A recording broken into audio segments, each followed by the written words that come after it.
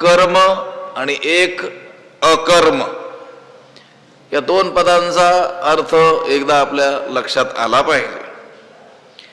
आता कर्म म्हणजे काय? जे केलं जातं ते कर्म.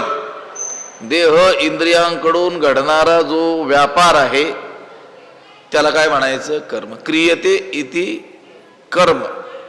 व्यापार, देह इंद्रियादिकांचा, देहादी संघाताचा व्यापार.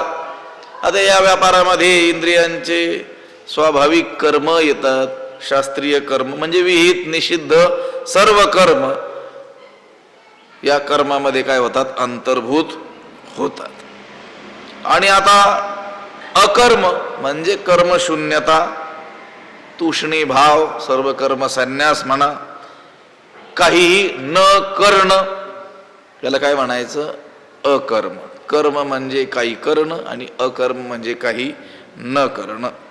आता या श्लोकामध्ये बुद्धिमान म्हणजे ज्ञात्या पुरुषाची काय समजूत आहे ते सांगितलेलं आहे.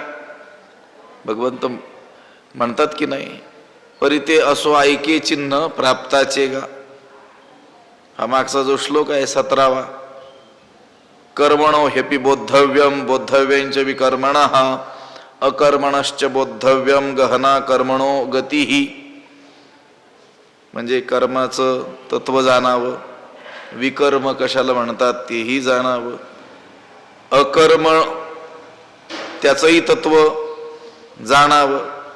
कारण कर्म, विकर्म आणि अकर्म यांचं यथार्थ तत्व कळणं काय आहे? कठीण आहे.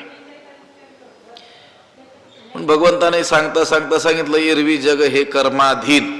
हे संपूर्ण जगत हे कर्माच्या अधीन आहे. अशी या कर्माची व्यापकता कशी आहे? दुर्बोध आहे, गहन आहे.